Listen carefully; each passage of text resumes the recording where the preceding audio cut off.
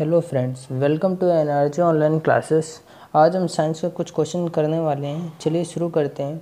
हमारा first question है, ध्रुव प्रबलता का मात्रक है। ध्रुव प्रबलता मतलब पोल स्ट्रेंथ का क्या यूनिट क्या होती है? ऐसा यूनिट तो ये होती है हमारी एम्पियर मीटर। कुछ क्वेश्चन ऐसे होते हैं जो आपको डायरेक्टली याद करने पड़ते हैं, जैसे मात्रक है।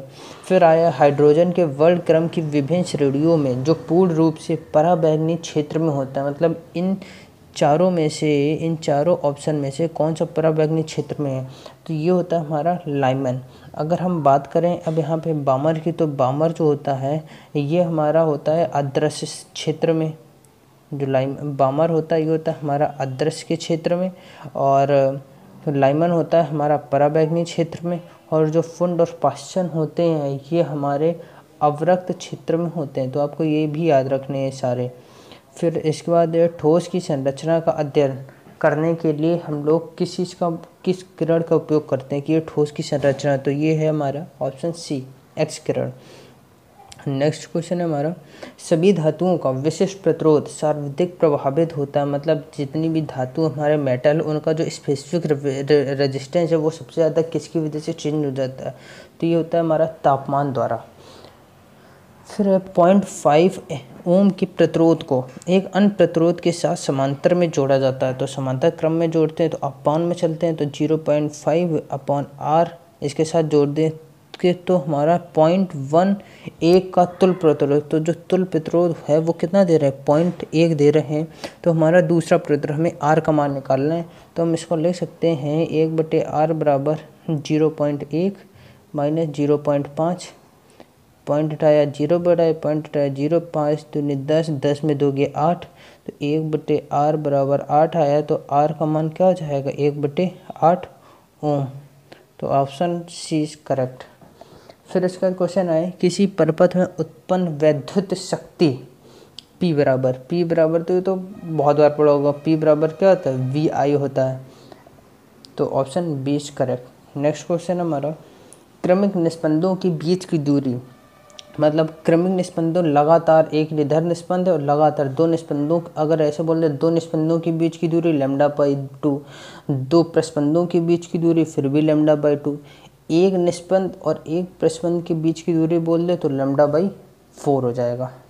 फिर है म्यूचुअल नोड की गुणता। जो गुणता क्या होता है? क्वालिटी किस पे निर्भर करती है? सन्नादियों की संख्या पर। और ये क्वेश्चन पूछा भी जा चुका है, तो आपको डायरेक्टली याद करना है कि जो म्यूचुअल नोड होते हैं उनकी जो क्वालिटी होती है वो सन्नादियों की संख्या पर निर्भर करती है। नेक्स्ट क्वेश्चन है, चुंबकशीलता का विमीय सूत्र मैग्नेटिज्म का विमीय सूत्र बताना। तो ये होता है हमारा Ml2Q-2। Q क्या है यहाँ पे? आवेश, L लंबाई, M भार। बल युग्म उत्पन्न करता है। बल युग्म क्या होता है? Force movement. जो बल युग्म है तो ये आपको बिल्कुल डायरेक्टली याद रखना है कि बल युग्म हमारा शुद्ध घूर्णन गति, मतलब शुद्ध कुछ नहीं होता है, ये डायरेक्टली याद रखना। जो बल युग्म कौन सी गति उत्पन्न करता है? घूर्णन गति। ये भी आपको एग्जाम में पूछा गया हुआ है। जब प्रक्षेप द्वारा प्राप्त ऊंचाई अधिकतम है तो निम्न में क्या अधिकतम होगा? मतलब कोई हम बॉल को ऐसे प्रक्षेप गति मारी है तो ये जो ऊंचाई है, जो अधिकतम ऊंचाई है ये हमारी अधिकतम है, तो और क्या अधिकतम होगा? तो अब आपको सोचिए, ये अगर अधिकतम है तो जो टाइमिंग होगी वो भी अधिकतम होगी। ज़्यादा ऊंचाई तो समय ज़्यादा लगेगा ऐसे आने में, तो हमारा क्या हो जाता है? उड़न काल भी अधिकतम हो जाएगा। फिर है F बराबर A और M। तो ये तो पता ही, F बराबर क्या होता है? ma होता है। F कितना? 10 दिया हुआ है, और A 1 दिया हो तो M कितना हो जाएगा? 10 kilo. Option B is correct. Next question हमारा, कोई द्रव एक ठोस की सतह को गीला नहीं करता यदि स्पर्श कोण है। मतलब जैसे अगर आपने ग्लास ले लिया, ग्लास में आपने यहाँ पे पानी भर दिया, तो जो पानी होता है वो ग्लास को गीला कर देता है।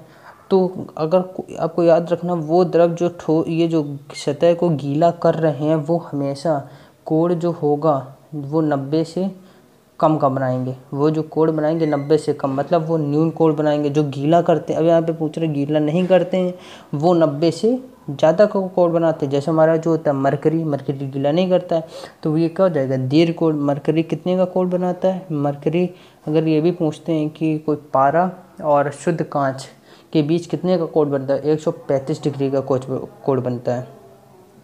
तो जो गीला नहीं करते हैं तो जो गीला नहीं करते वो हमारा दीर्घ बनाते हैं।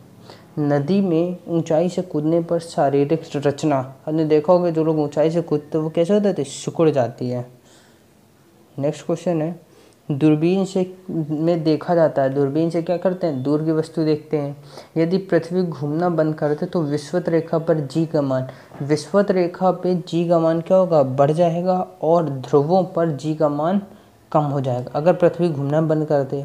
फिर क्वेश्चन आता है कि पृथ्वी और तेज चालू कर दे तब क्या होगा, तब जी पे मान कम हो जाएगा अगर और तेज चले, और ध्रुवों पे और ज़्यादा हो जाएगा, ध्रुवों पे तो वैसे भी ज़्यादा होता है जी का मान।